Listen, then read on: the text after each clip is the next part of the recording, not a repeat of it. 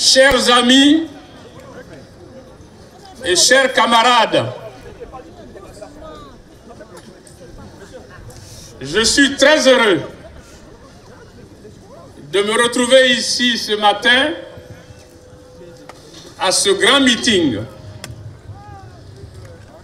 organisé par les 3 groupes parlementaires de l'opposition de notre Assemblée nationale en association avec le groupe des 24 partis politiques dont le PDCI-RDA que je représente ici.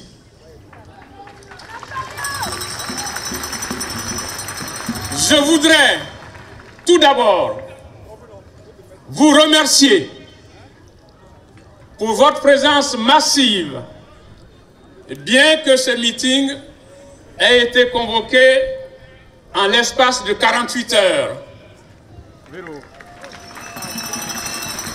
Mais je voudrais vous dire que ce meeting n'est qu'un meeting d'échauffement.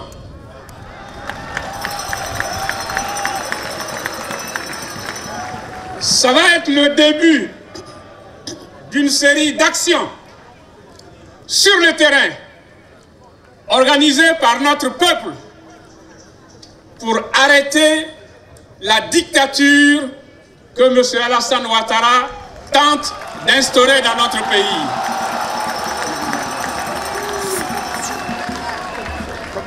En effet, depuis son arrivée au pouvoir, dans les conditions que vous savez tous, tant notre pays, la Côte d'Ivoire, a été meurtri par une guerre fratricide. Nous avions tous espéré que, à partir de 2011, ce serait le début d'une nouvelle ère pour renforcer les assises de notre jeune démocratie. Or, que non. En effet, nous ne connaissions pas ce monsieur dans sa véritable nature. Qu'est-ce qui nous a été donné de constater? Depuis qu'il est là, il y a un recul de tous les acquis démocratiques qui ont été arrachés de haute lutte par notre peuple. Et comme le disait tout à l'heure le coordonnateur, moi qui ai participé à ces luttes sous le président Houphouët-Boigny, qui ai participé au premier pas du multipartisme par la mobilisation populaire, avec mes camarades, nous ne pouvons pas accepter de notre vivant qu'un aventurier vienne notre pays dans cet état.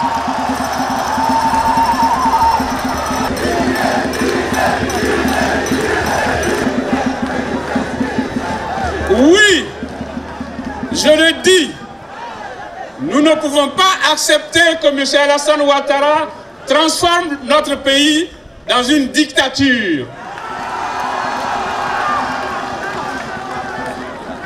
Toutes les institutions sont caporalisées. La commission électorale, qui a été l'objet et le résultat de notre lutte et qui a été mise en place en 2000, est aujourd'hui vidée de tout son contenu et de toute indépendance.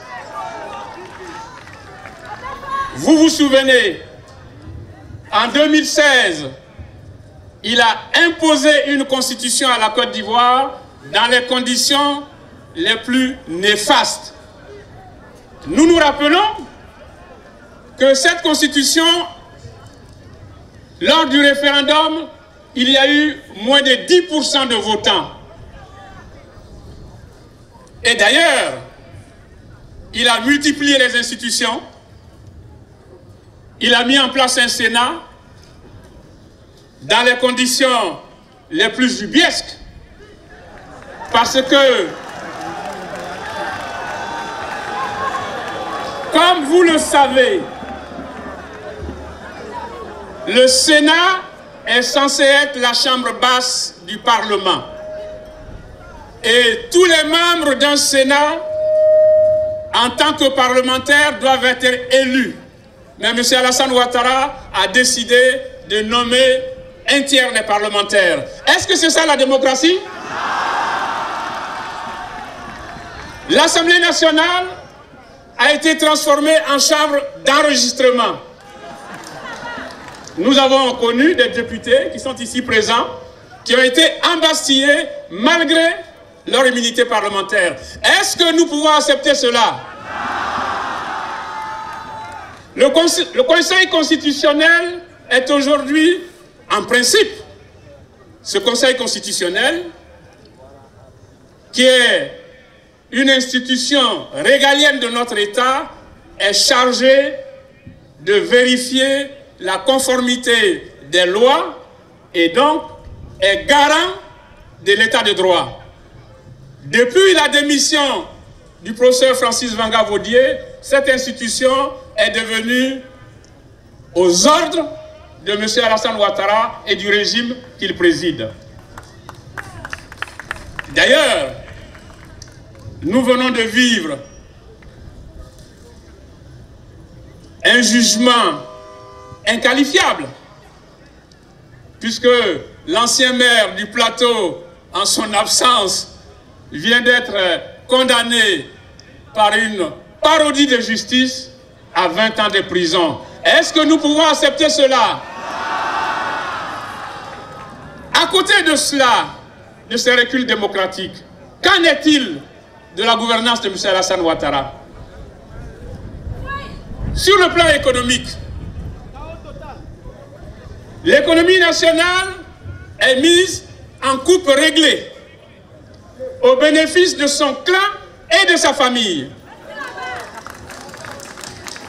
Des sociétés comme Sledai, Webfontaine, Port Sécurité, qui sont au service de la famille et du clan, bénéficient de tous les marchés publics dans tous les secteurs, en lieu et place des intérêts fondamentaux de notre pays et de la nation ivoirienne. Est-ce que vous pouvez accepter cela?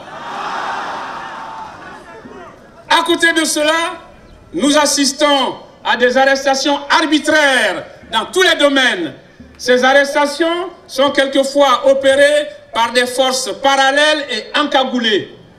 Vous avez vécu vous-même dans quelles conditions l'élection des maires s'est effectuée. Il y a eu un véritable hold-up électoral. Ce meeting se tient donc à un moment très grave de l'histoire de notre pays. Je n'oublie pas le secteur social. L'école et la santé aujourd'hui sont en totale régression. Autrefois, notre école était enviée de toute la sous-région. L'école ivoirienne produisait des ressources humaines de qualité. Aujourd'hui, l'école ivoirienne est à la traîne.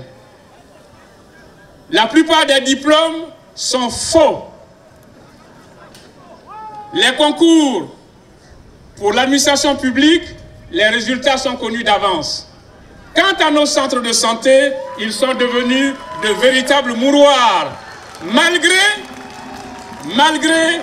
les milliards que M. Alassane Ouattara dit avoir dépensé pour notre système sanitaire. Et lorsque nous regardons aujourd'hui le niveau de la dette, il est abyssal et en 2015, le Fonds monétaire international prévoit pour la Côte d'Ivoire 16 000 milliards de dettes. Ces montants colossaux ont été utilisés à des investissements non productifs et ont fait l'objet de surfacturation éhontée. Cela met gravement en cause l'avenir des générations futures. Sur le plan politique, nous assistons aujourd'hui à un passage en force. Il vient de mettre en place une commission électorale indépendante Pour quel but? Tout simplement pour opérer un passage en force.